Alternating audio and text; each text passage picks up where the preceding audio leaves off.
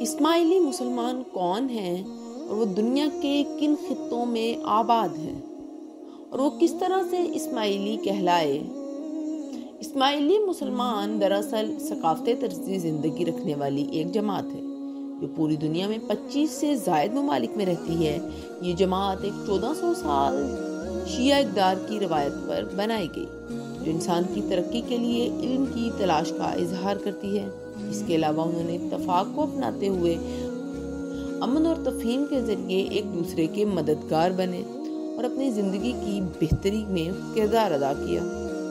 شیعہ امام اسماعیلی مسلمان جو عموماً اسماعیلی کے نام سے معروف ہیں، اسلام کے شیعہ فرقے کے حصہ ہیں۔ شیعہ اسلام دو بڑے فرقوں میں سے ایک ہے۔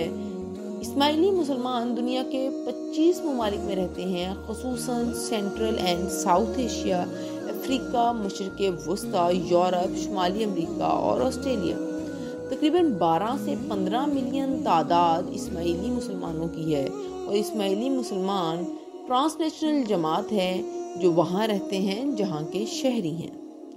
محمد بن اسماعیل کی موت کے بعد 8ویں صدی میں اسماعیلیت کی تعلیمات نے اسلام کی روایت کا ایمانی نظام بدل گیا، جسے آج اسماعیلی کے نام سے جانا جاتا ہے، جس میں اسلامی مذہب کا علم و مفہوم اور کردار ظاہر ہوتا ہے۔ اسلامی اصولیت اور اخباریت کی آخر میں شیعہ اسلام دو مختلف راہوں میں تشکیل پایا: مجازی اسماعیلی اور الوی گروہ۔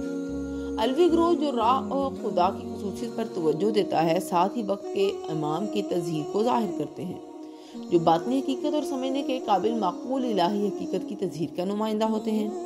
ساتھ ہی ظاہری اصولوں اور اخباری گروہ جو اللہ کے قانون یعنی شریعہ پر توجہ دیتے ہیں اور محمد اور 12 اماموں کے اعمال پر توجہ دیتے ہیں جو رہنماؤں اور اللہ کی روشنی تھے۔ اسماعیلیت ایک وقت میں شیعہ اسلام کی سب سے بڑی شاخ بننے کی کامیابی بھی حاصل کی۔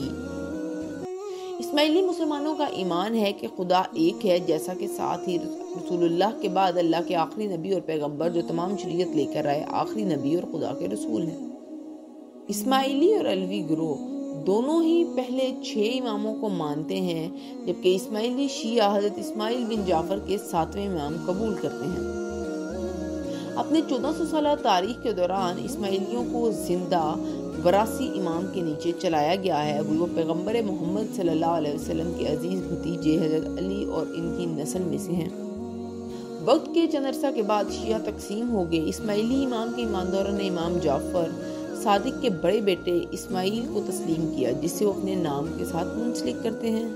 اسماعیلی مسلمان واحد ہیں جو وارثی امام کے پاس ہونے کی دلیل پیش کرتے ہیں اور امام سے بیعت بھی لیتے ہیں، اور یہی ان کے نفوذ کی روح ہے۔ اتحاد اور مشترکہ شناخت بھی ہے۔ جہاں وہ رہتے ہیں انہوں نے معاشرتی انداز کی تعریف کی ہے۔ اسلام کی رہائشی سماجی ارتقاء کی بہتری کے لیے، جماعت کے تحفظ کے لیے، ان کی رشتہ داری یا مذہب کے بغیر تمام شہریوں کے مشترکہ بھلائی کے لیے اسکول، ہسپتال، صحت کے مراکز، ہاؤسنگ سوسائٹیاں اور مختلف سماجی اور معاشرتی ترقی کے اداروں کی تشکیل میں تعینات ہیں۔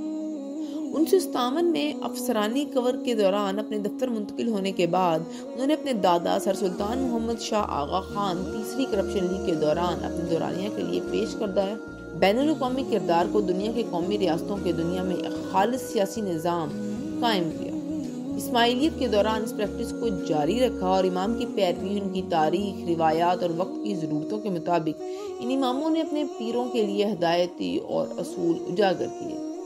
علاقائی سطح پر انتظامی ہرارکی اور جماعت کو انتظام دیا، جس میں مقامی، قومی اور علاقائی سطح پر انتظام قائم کیے گئے جو شادی، طلاق اور وراثت جیسے معاملات کے انتظامی قواعد کی تعینات کرتے تھے، جیسا کہ جماعت میں دیگر معاشرتی اور انڈسٹریل ترقی کے لیے اصولوں کی ہدایتیں بھی دیتے ہیں اور ساتھ ہی اپنے معاشرے اور معاشرتی رابطہ کے لیے بھی ہدایات دی جاتی ہیں۔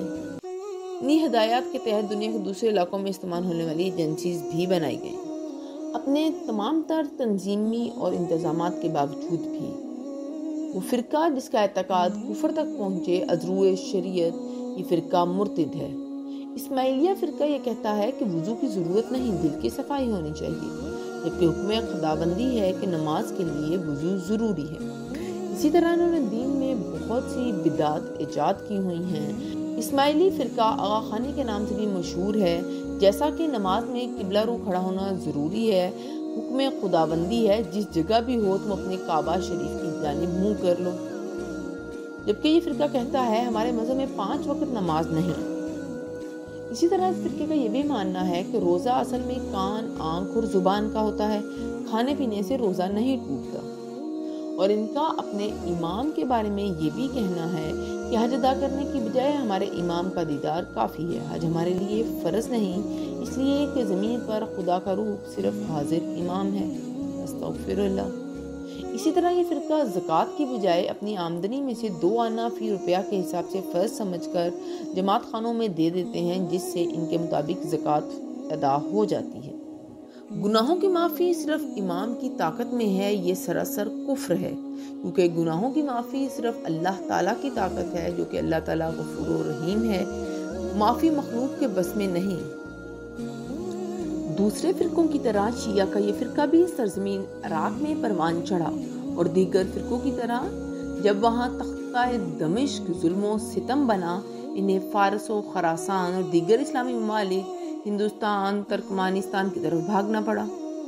وہاں جا کر ان کے عقائد میں قدیم فارسی کے افکار اور ہندی خیالات گڈمڈ ہو گئے، اور ان میں عجیب و غریب خیالات کے لوگ پیدا ہو گئے جو دین کے نام میں اپنی مقصد پورا کرتے تھے.